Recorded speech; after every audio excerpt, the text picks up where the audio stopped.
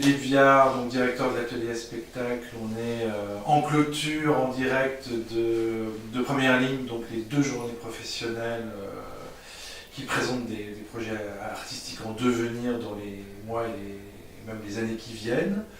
Donc du théâtre, de la danse, de la chanson, de la musique même, si on a vu les projets qu'on a vus aujourd'hui, c'était même élargi à toutes les musiques, même du monde. Donc, premier petit bilan à chaud, artistiquement, professionnellement, par rapport à l'objectif de l'opération, quel est ton ressenti et quel est ton sentiment? Alors moi, à chaque fois que je sors d'une édition, je suis toujours très heureux, parce que j'ai l'impression que dans le cadre de notre travail, et en tout cas dans le cadre de ce dispositif, on est au bon endroit. Le retour des artistes est plutôt, je dirais, très intéressant, pour tout dire, même flatteur. Les conditions d'accueil, plateau, technique sont, je dirais, à la hauteur de ce que les artistes nous demandent dans ce cadre-là. Et pour le coup, on réunit visibilité et possibilité de montrer un travail dans des bonnes conditions. Ça, c'est le premier bilan que je peux faire. L'autre bilan, c'est sur la présence des professionnels qui, finalement, elles sont toutes toujours assez modestes, mais malgré tout, pour moi, assez plus qu'intéressantes, dans la mesure où on réunit sur 2 jours presque 80 professionnels sur les 2 jours, sachant que c'est même plus que 80, c'est presque 90, sachant que nous, on est sur un champ pluridisciplinaire. Donc, on est sur une journée théâtre avec 12 projets, on est sur une matinée danse contemporaine avec 5 projets, ce matin en l'occurrence, et l'après-midi avec des propositions, chansons et musique, comme on vient de le dire, très larges. Donc réunir comme ça 80 pros sur un dispositif pluridisciplinaire, c'est pas forcément facile. Après, c'est la qualité des personnes qui sont dans la salle. Ça repose sur, je dirais, 3 choses. Il y a d'abord un premier cercle, c'est pour moi les 2 comités de sélection que je réunis à chaque fois, qui sont pour moi la garantie d'avoir autour de la table des gens qui sont dans la même dynamique que nous, ayant une expertise reconnue et une volonté de collaborer à des projets comme ça. Donc c'est pour moi très important. Deuxième cercle de professionnels, c'est les parrains. Puisque dans ce projet-là, chaque projet doit être parrainé par un projet. Et donc pour moi, c'est la garantie que tous les projets qu'on a sélectionnés ont été eux-mêmes déjà expertisés par quelqu'un qui a plutôt en la matière une expertise dans telle ou telle esthétique. Donc il a, je dirais, vérifié d'où ça partait que ce projet est intéressant. Et ce qui est encore plus intéressant, c'est que dans tous les cas, c'est qu'il accompagne déjà le projet. Donc déjà, il y a un double effet pour nous de ce parrainage, d'avoir l'assurance d'avoir en région quelqu'un qui expertise et qui accompagne le projet qu'il vient nous défendre et nous présenter. Et enfin, le troisième cercle, c'est les autres pros qui finalement constituent un petit peu pour nous l'essentiel des choses qu'on essaye enfin l'essentiel du réseau qu'on essaye de convaincre, où là on a beaucoup plus de difficultés, mais en tout cas mon regard des gens qui étaient présents, je suis plutôt content, parce que finalement ce qui est ressorti d'hier et d'aujourd'hui, c'est que la manifestation est maintenant repérée, voilà, et qu'elle ne demande qu'à être maintenant incontournable. Plus que jamais, on va avoir besoin de rencontres comme ça, que les pros rencontrent les artistes.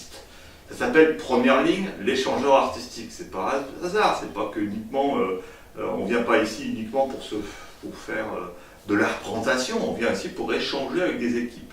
Et donc plus que jamais, si on veut demain, je dirais, faire face à l'urgence en quelque sorte, de dispositifs qui vont peut-être disparaître, en tout cas se modifier, de financements qui vont aussi sans doute se réduire, en tout cas se recomposer, finalement il faut que nous on invente.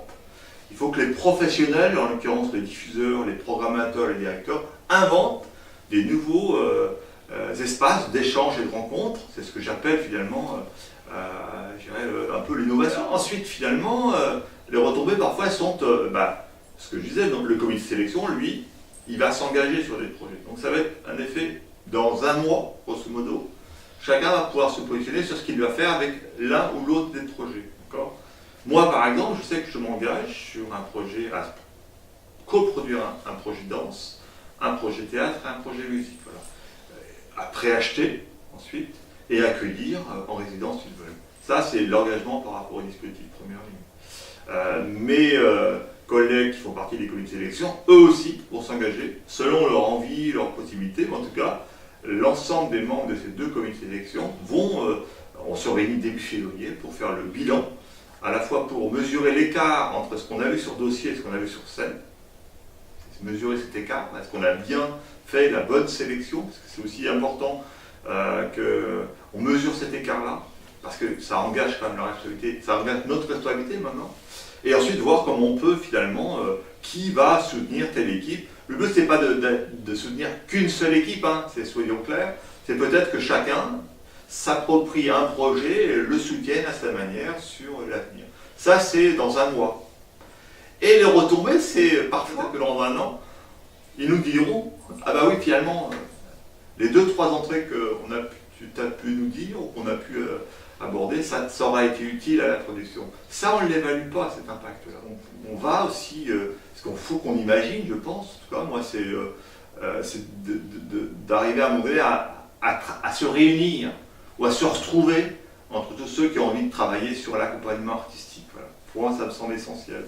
Et ça va se mesurer, ou ça va pouvoir se faire dans les mois à venir. Parce qu'on voit bien que si on ne se réunit pas, si on ne se parle pas, si on n'échange pas entre nous, ben on va s'épuiser, les artistes vont s'épuiser à courir la campagne, à essayer de trouver des financements, des plateaux, etc. Il faut qu'on apprenne à communiquer, à mieux, je dirais, réfléchir à notre métier pour accompagner mieux et plus, peut-être d'une manière beaucoup plus pertinente, certains projets. Donc ça, c'est la suite. Première ligne, ça produit deux choses. Ça oblige à créer un format particulier. Hein. Alors selon les équipes, c'est plus ou moins élaboré, c'est plus ou moins scénarisé. Et effectivement, cette année, on a vu des choses très très avancées, très élaborées, qui sont presque des projets en tant que tels.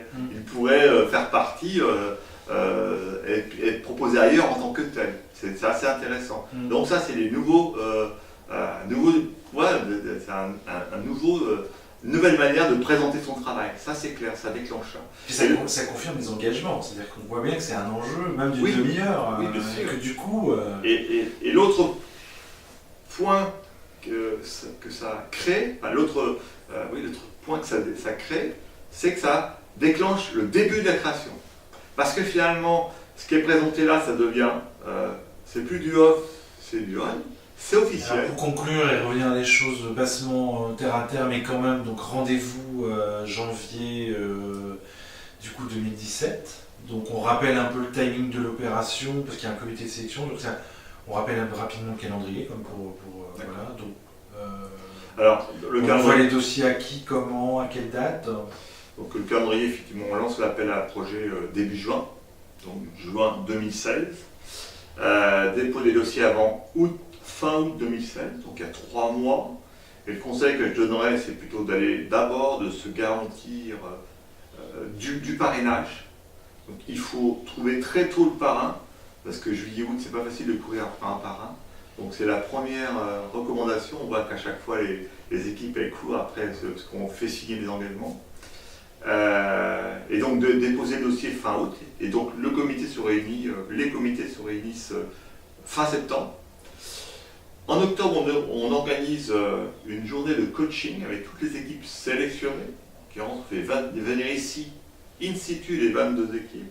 Ça permet de régler un certain nombre de problèmes administratifs, techniques, et surtout, ils visitent le lieu, ils rencontrent l'équipe, ils ont accès au plateau, ils peuvent poser toutes les questions. Ça, c'est très très important pour que l'équipe arrive.